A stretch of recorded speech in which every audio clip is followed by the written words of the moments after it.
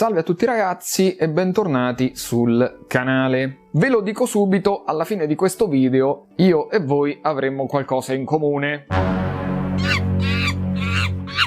Siete avvisati, andatevi da un'altra parte se non volete tornare a casa con una delle scimmie più grosse che io abbia mai tirato. Perché la Yaneo, non contenta dell'ultima volta che ci ha fatto recensire una delle migliori console di fascia medio-alta che io abbia mai avuto tra le mani, la Concre, come cacchio si chiama, ha deciso di mettere le mani in pasta in un settore dove non si era mai buttata prima, ovvero quello delle consoline da retro gaming economiche. E t'ha cacciato questa Yaneo Pocket Air Mini, che è una cosa finora mai vista sul mercato, a parte il fatto che io non capisco perché non licenziano quello che dà i nomi a ste cacchio de console. Cioè c'è la Pocket Air Mini, la Pocket Air normale, la Pocket DMG e la Pocket Micro. Perché inventate qualcos'altro? Maledizioni a parte, questa piccolina è un mezzo gioiellino, perché per la prima volta abbiamo tra le mani ad un prezzo molto vantaggioso, perché parliamo di meno di $100, una console dalla qualità che sembra a tutti gli effetti quella presente nelle altre Yaneo, ma non soltanto nei controlli, nelle plastiche eccetera, perché questa è la prima console a montare un display da 4.2 pollici con proporzione 4/3 1280x960 pixel, e questo ci apre un mondo a livello di retro gaming, sia per quanto riguarda le vecchie console che possono essere scalate anche 5-6 volte, ma soprattutto per le console di quinta e sesta generazione, perché abbiamo il Pixel Perfect con possibilità di upscaling per PlayStation 1, Dreamcast, GameCube e PlayStation 2, perché oggi abbiamo tra le mani una consolina che con qualche problemino, ma a meno di $100, riesce ad emulare anche la PlayStation 2. Ok, se già in lontananza state vedendo una sagoma con due orecchie e una coda che vi sta venendo incontro, questa è l'ultima chiamata, spegnete il video, altrimenti lasciate ogni speranza o voi che entrate.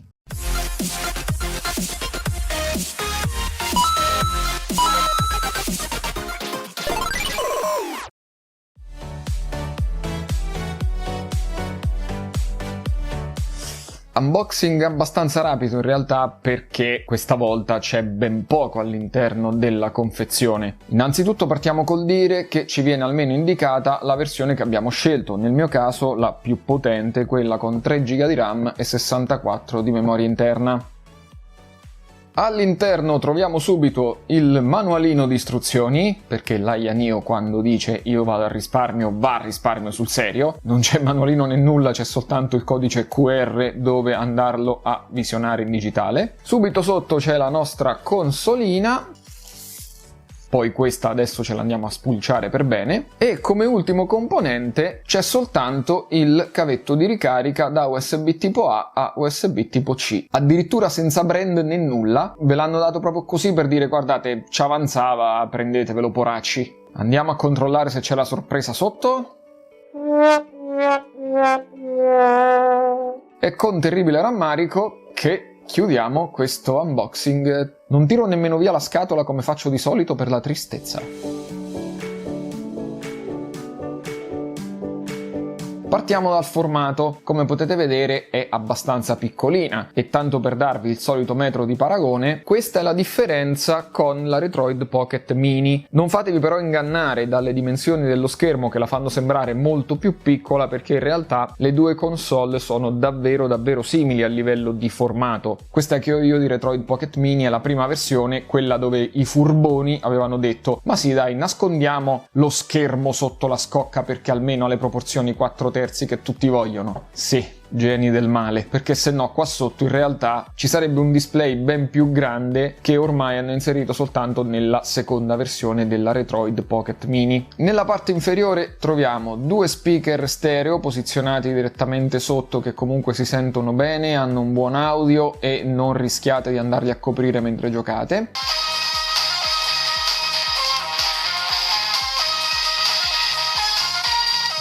l'ingresso per la micro SD, che sono tornati a farmi quelli maledetti con lo sportellino in gomma che è difficilissimo da aprire, chiudere e utilizzare, il jack a 3.5 mm e l'ingresso USB tipo C per ricarica e trasferimento dati. Nella parte superiore invece troviamo lo sfiato della ventolina che prende l'aria da qua dietro, i tasti per la regolazione del volume e di accensione, spegnimento e standby, oltre ai tasti dorsali L1 R1 digitali, L2 R2 analogici. Non c'è possibilità di cambiarne il comportamento così invece come era sulla Concra. Ci sono in realtà altri due tasti nascosti che si trovano esattamente qui attaccati L1 e R1, fanno abbastanza comodo perché ci hanno agganciato le scorciatoie Android, però sono un po' complicati da raggiungere e in realtà forse neanche ti accorgi di averceli. Mentre per quanto riguarda i controlli abbiamo come al solito una croce direzionale più grande rispetto a quella a cui siamo abituati per esempio nelle Retroid, che si comporta molto bene. Nei picchiaduro sono riuscito a far entrare tutte le mosse, vedrete che non avrete il minimo problema a giocarci. Poi ci sono i 4 tasti azione con membrana, questi sono leggermente più piccoli rispetto a quelli delle Aya Neo un po' più grandicelle, sono in realtà gli stessi installati nella micro. E poi ci sono i tasti dedicati all'Aya Space e i 2 classici che simulano il comportamento di Select e Start. Oltre a questo finalmente hanno deciso di mettere gli analogici, in questo caso All Effect, sotto scocca, perché così sporgono veramente poco, hanno un buon gioco eccetera, sono sempre quelli presenti in tutte le varie Aya Neo che secondo me sono comunque troppo piccoli, addirittura anche più piccoli rispetto a quelli della Retroid Pocket Mini. Fa pochissimo, è vero, però io continuo a dire che un pelino più grandi non guasterebbero. Ovviamente c'è chi ha storto il naso subito perché ha visto la posizione della croce direzionale sopra e l'analogico sotto. Purtroppo ragazzi, mettetevelo in testa, su console così piccole non riesci a mettere la croce direzionale qua giù in basso perché sarebbe quasi impossibile giocare ai picchiaduro, dovresti stare sempre in questa maniera. Se vogliamo veramente fare una critica, ok che lo schermo è più grande, ma come vedete le levette analogiche sono perfettamente parallele ai controlli superiori, invece di solito si cerca di metterle un pochino più dentro in modo da trovarsi più vicino alla posizione naturale dei nostri pollici. Però devo dire che anche giocare in questo modo alla fine non è un grosso problema, io sono riuscito più o meno a giocarci a tutto quanto. Carina, bella impacchettata e tutto, c'è solo un piccolo problema, che forse si sono ispirati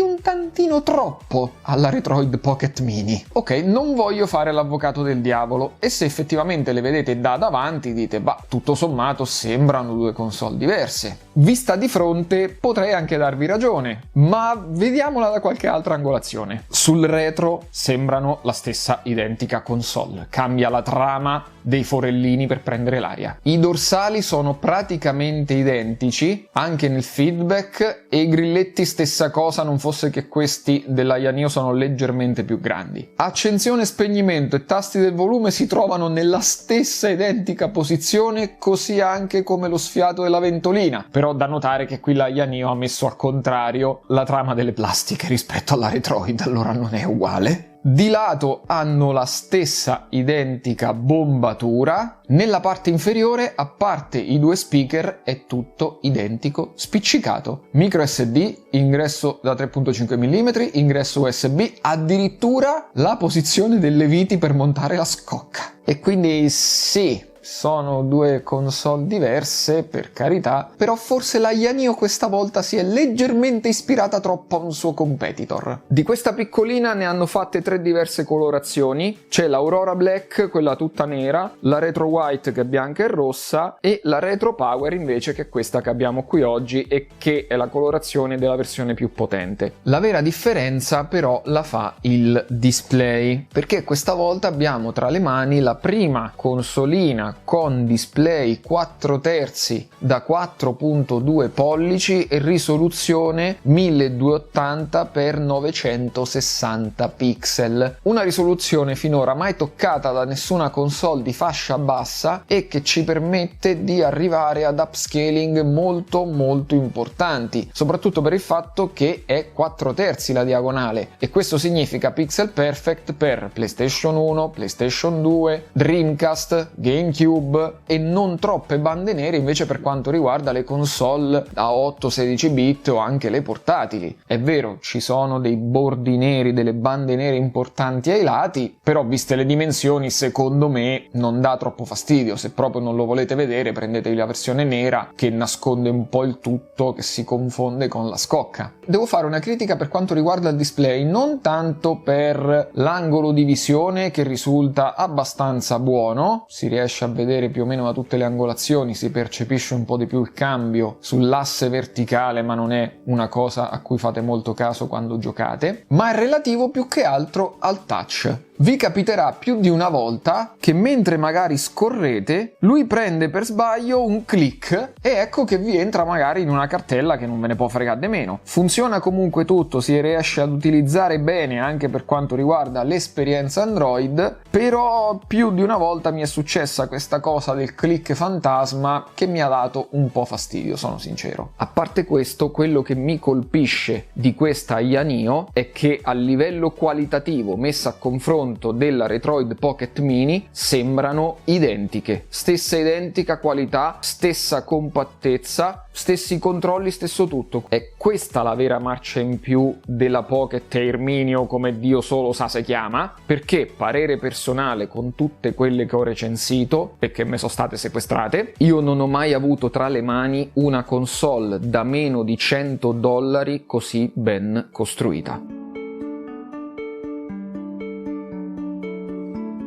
Parliamo di specifiche, perché fino adesso abbiamo fatto elogi per quanto riguarda la sua qualità, ma anche al suo interno questo aggeggino non scherza mica, perché come processore abbiamo un Helio G90T che è un octa-core che arriva fino a 2 GHz di frequenza, abbinata ad una Mali G76 da 800 MHz. Nulla di stratosferico, ma un ottimo processore per essere schiaffato all'interno di una fascia bassa. Come RAM abbiamo 2 tagli o da 2 o da 3 GB, anche la memoria interna ha 2 tagli, qui purtroppo ne abbiamo un po' pochina, 32 o 64 GB, però comunque è espandibile da micro SD. La batteria invece è un altro grosso punto a favore, perché abbiamo ben 4500 mAh con fast charging a 18 watt e riuscite a farci dalle 8 alle 9 ore di retro gaming, sempre parlando di titoletti in 2D, fino poi a scendere ovviamente alle 2 ore e mezza, massimo 3 per i titoli un po' più pesanti. Come connettività abbiamo Wi-Fi 5G e Bluetooth 5.0, come software siamo rimasti soltanto a una versione di Android 11, mentre le ultime che arrivano addirittura hanno il 16, però perlomeno è abbinato all'Aya Space che ti permette di fare tutti i vari aggiornamenti, di impostare i controlli come vuoi, le ventole, comunque l'hanno impacchettata abbastanza bene per quanto c'è un software un po' datato. Ovviamente ragazzi, noi prima l'abbiamo confrontata con la Retroid Pocket Mini per quanto riguarda il formato e lo schermo, ma se parliamo a livello di specifiche ragazzi non c'è paragone, cioè lei, la Yaneo, se la magna a colazione e la ricaga a pranzo, scusate il francesismo, perché qua dentro c'è un processore che fa paura rispetto a quello che hanno messo dentro la Yaneo, però ovviamente lei costa più del doppio. Simili da fuori ma ben diverse dentro, rivolte a 2 diverse fasce di mercato.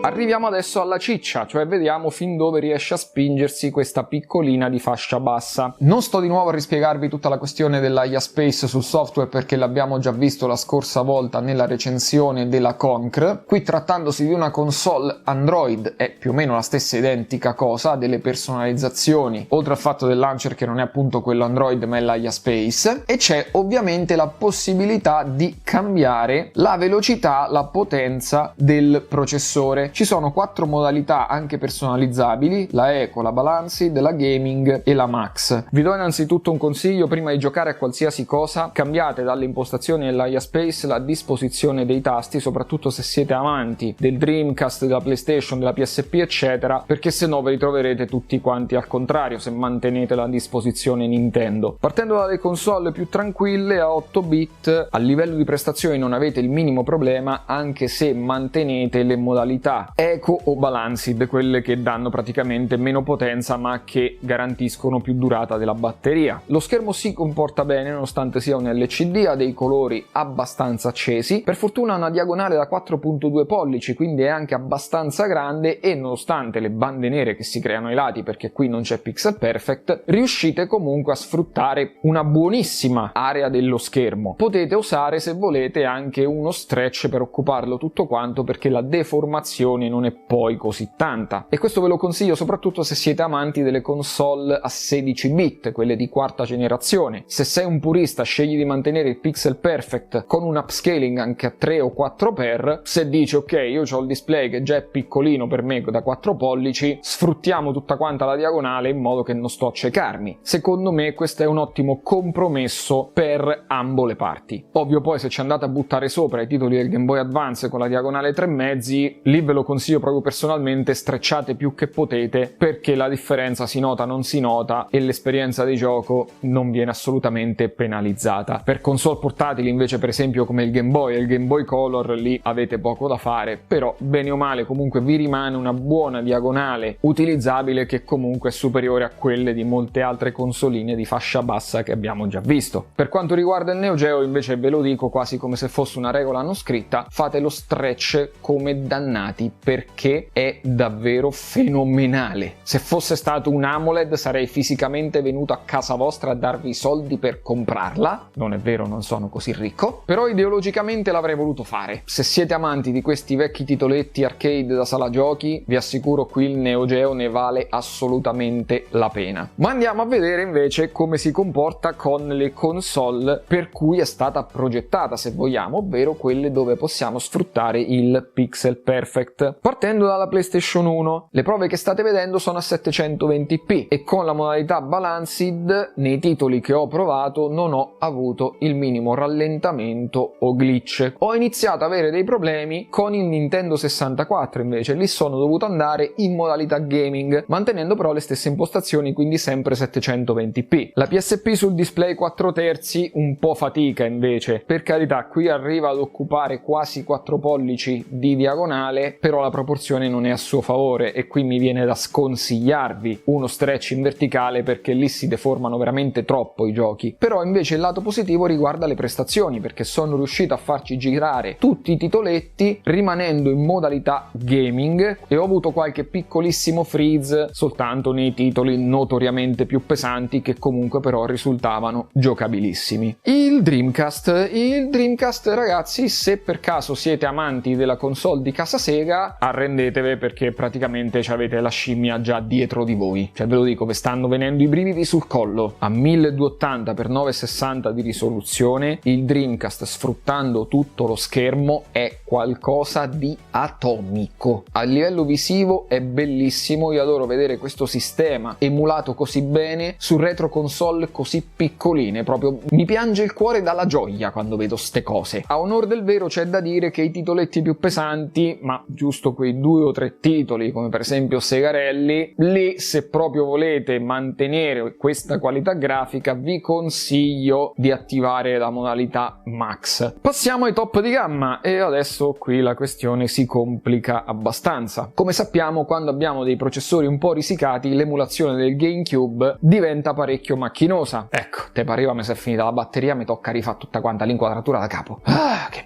palle. Voglio una fotocamera con la batteria atomica. Ok, batteria cambiata. Dicevamo, per il GameCube ho iniziato le mie prove mettendolo a 2x 720p in modalità gaming e qualche titoletto più leggero alla fine è riuscito a girarci anche molto bene. Il problema è che non ce ne sono molti di giochi per il GameCube che siano così leggeri, perché da questo momento in poi ho dovuto mettere fissa la modalità Max Performance e in alcuni titoli c'erano dei piccoli rallentamenti, ma sono comunque riuscito a mantenere i 720p di risoluzione. Per altri non c'è stato verso. Le prove da fare in quel caso sono: per prima cosa cambio le API grafiche, passo dalle OpenGL alle Vulkan. Se anziché velocizzarsi l'emulazione addirittura il gioco non vi si apre, rimettete le API precedenti e invece scalate la risoluzione. Quindi emulazione del GameCube sì, però tocca saperci mettere le mani e scendere un po' a compromessi. E la situazione non è troppo differente questa volta anche per quanto riguarda invece invece la PlayStation 2. In questo caso, salvo qualche titoletto con una grafica notoriamente non troppo spinta, per il resto qui la console la dovete mandare quasi sempre al massimo delle performance. Ma vi dico subito che questo potrebbe non bastarvi. È vero che ci sono alcuni titoli, vedi Tekken 5, dei picchiaduro, che nonostante siano molto veloci hanno lo sfondo abbastanza statico e quindi riesci a giocarci bene. Oppure parecchi titoli in cel shading, girano a frame rate quasi fisso e in questi casi ti puoi godere anche un'ottima esperienza visiva. Però quando cominci invece a metterci dei titoletti che sai bene che iniziano a farla sforzare, per prima cosa devi almeno tornare alla risoluzione originale della PlayStation 2, perché se no non riesci proprio a fare nulla. Ma in alcuni casi potrebbe non essere sufficiente. Per fortuna sia AetherSX2 che NetherSX2 permettono anche il downscaling, e nei titoli più pesanti io ho provato più volte a vedere il comportamento tra le Vulkan e le OpenGL e non ho mai notato grandissima differenza. Noterete alcuni rallentamenti quando ci sono troppi oggetti in movimento, quando c'è parecchio anti-aliasing, effetti grafici pesanti, tante animazioni eccetera. Alla fine, da bravo pazzoide, ho voluto fare le mie prove con Need for Speed Most Wanted perché me voglio del male, e lì ragazzi c'è poco da fare. L'unico modo in cui sono riuscito a farlo girare in maniera dignitosa è utilizzando le Vulkan e portando la risoluzione a 0,75. Gira fluido a 0,5, però è una grafica che assolutamente non vi consiglio di mantenere. A 0,75 bene o male la questione è giocabile.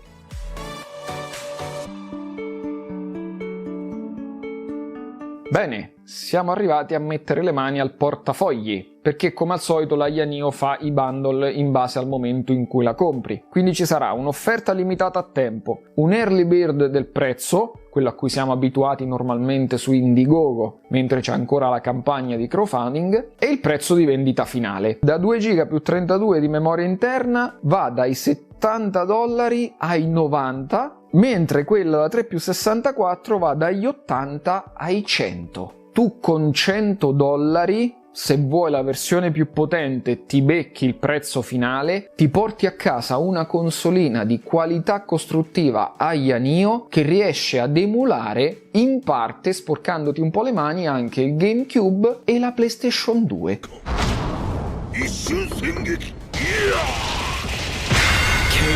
Ok, io so di avervi perso, perché adesso davanti allo schermo non c'ho più persone, ma c'ho scimmie, quindi non ve posso parlare col linguaggio dei segni perché non lo conosco, però spostatevi un attimo e fatemi riparlare con il tizio dietro di voi. Sta cosa è pazzesca, perché la Yaneo ci ha da sempre abituato ai suoi prezzi stratosferici, e vedere che come prima console economica mi cacciano fuori sta affare mi fa sia un piacere della miseria sia che imbestialire, perché se potevate fare ste cose anche prima magari era meglio. Analizziamo i pro e i contro, poi ne parliamo per bene. Quali sono i punti forti di questa Yaneo Pocket Air Mini? Il primo in assoluto, il rapporto qualità-prezzo. Mai vista una console così economica e di questa fattura. L'ottimo display da 4.2 pollici con la diagonale giusta per gli amanti del retro gaming. Il design e la portabilità, perché comunque rimane piccolina, portatile e nonostante tutto si riesce ad impugnare bene in mano. E il fatto che abbiano inserito al suo interno una batteria parecchio capiente che le permette di arrivare tranquillamente anche a più di 8 ore di retro gaming. Cosa non mi è piaciuto invece? Il fatto che gli analogici e i tasti azione siano veramente troppo piccoli. È vero che avevano poco spazio, però quelli della Retroid Pocket Mini, che ha la stessa scocca, comunque sono più grandi, quindi secondo me qualcosina in più potevano fare. Il sistema operativo purtroppo è fermo soltanto ad Android 11, è vero che c'è l'AIA Space che va in supporto, però in questo modo limiti l'esperienza Android. Questa è praticamente indicata soltanto a chi vuole fare retro gaming e non tanto giocare poi con i vari titoli presenti sul Play Store. Il fatto del touch fantasma, cioè io mi trovo a scrollare lo schermo, a spostarmi tra un'app e l'altra eccetera, e lui prende tocchi che io non faccio e mi danno l'anima. E la questione è che sì, riusciamo ad emulare anche GameCube e PlayStation 2, ma dobbiamo comunque saperci fare, dobbiamo sporcarci le mani, ti titolo per trovare la configurazione giusta. Nonostante tutto, nonostante questi punti a sfavore, secondo me questa Yaneo per le console di fascia bassa, non pensavo che avrei mai detto sta frase in vita mia, Yaneo e fascia bassa insieme, si merita addirittura un 97 su 100. Perché se cercate una console da retro gaming economica, a livello di qualità e di prestazioni, non ne troverete un'altra sul mercato al pari di lei. A mani basse la vincitrice assoluta è il nuovo Best Buy per quanto riguarda la fascia bassa. È vero ragazzi, c'è da saperci mettere le mani, vanno configurati tutti gli emulatori a mano e tutto il discorso che ve la dovete preparare da soli. Però tra 1000 guide e anni che ormai ne parliamo, avete visto che non è poi così difficile configurare una consolina da retro gaming. E sono contentissimo che la Yaneo abbia finalmente deciso di mettere le sue competenze, a livello qualitativo soprattutto, nella fascia più bassa, quella per poracci del mercato, perché forse hanno capito che magari così vendono di più. Certo, forse c'è un po' di più di una semplice ispirazione rispetto alla Retroid, visto anche che, sai, Retroid Pocket, Yaneo Pocket, stessa forma, stessi controlli, stessa disposizione di tutto. Non stiamo troppo a giudicare, però per carità ben venga. La Retroid ancora si sta fissando principalmente sulla fascia medio-bassa, perché lei costa intorno ai $200. Questa,